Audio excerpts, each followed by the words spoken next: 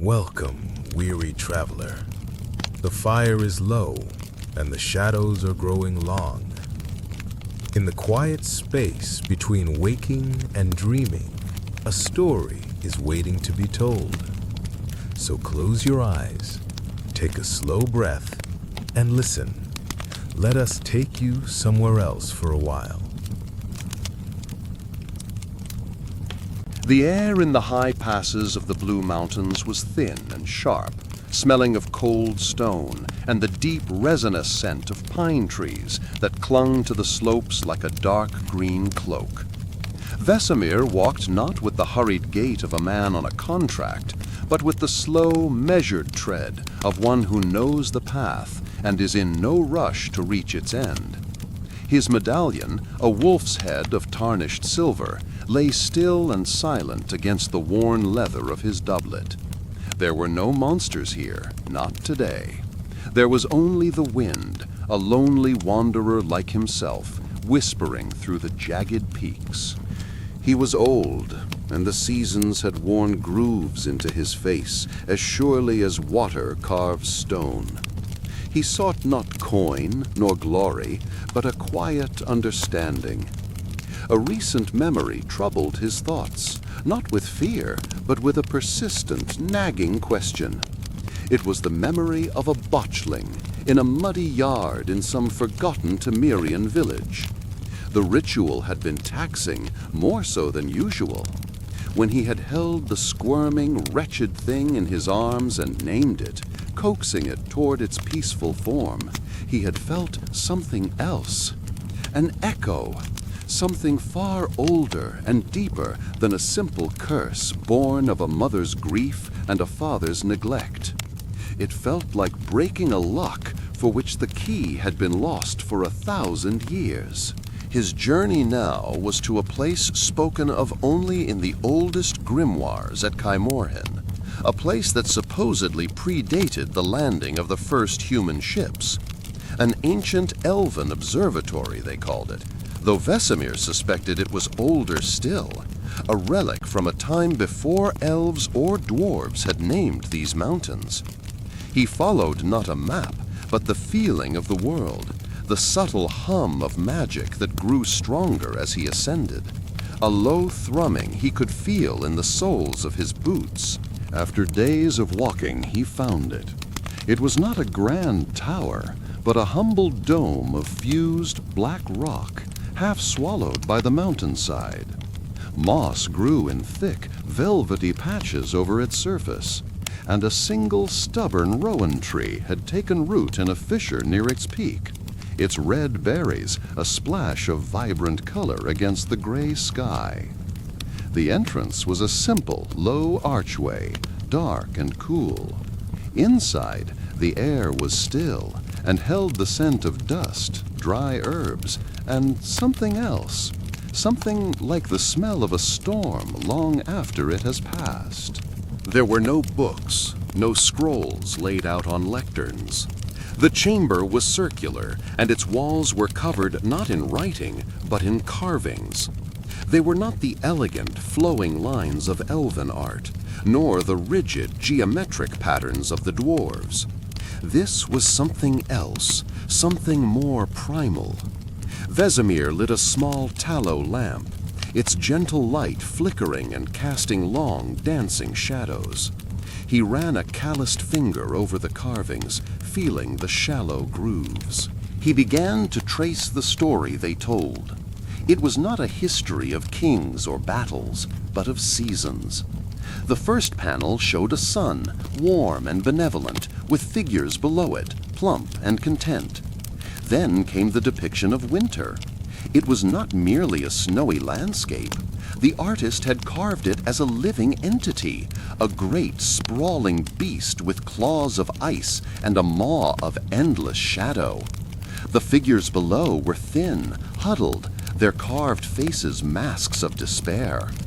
This was a winter that did not end, a famine that gnawed at the very roots of the world. Vesemir moved his lamp along the wall. The story continued. One of the small, huddled figures, a woman with a swollen belly, was shown kneeling. She was not praying to the sun or any god he could recognize. Her hands were pressed to the earth itself, and from the earth, depicted as a web of deep, dark roots, something rose to meet her. It was not a demon, not a monster with teeth and claws.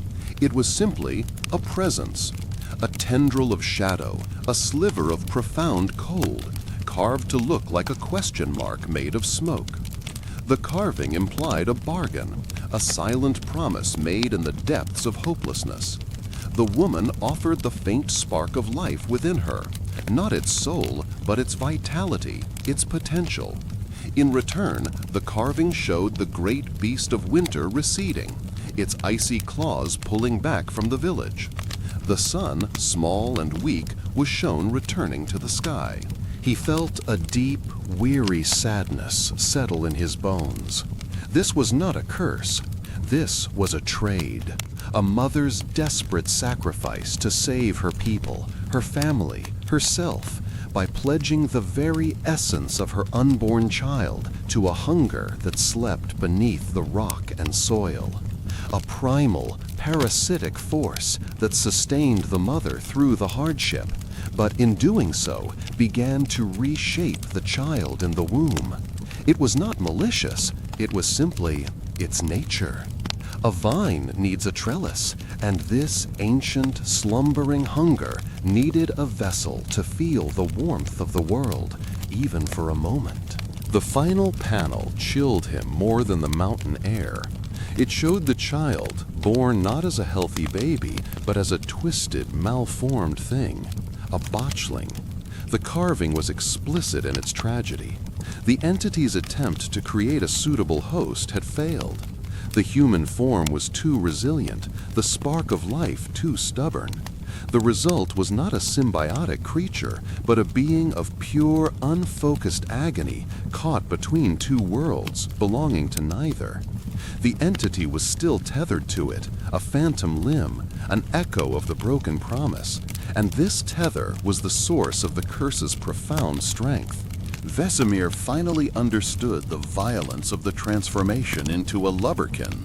It wasn't just lifting a curse, it was performing a brutal metaphysical surgery. The Witcher's ritual, the naming, the love offered where there was none, it didn't just appease a spirit. It gave the child's soul the strength to finally, violently sever that ancient symbiotic cord. The magical backlash he'd felt was the shriek of that ancient entity as its bond was torn away, its borrowed warmth extinguished. It was cast back into its deep, cold slumber beneath the earth. And what remained, the lubberkin, was the child's spirit, finally whole, finally free from a debt it had never known it owed.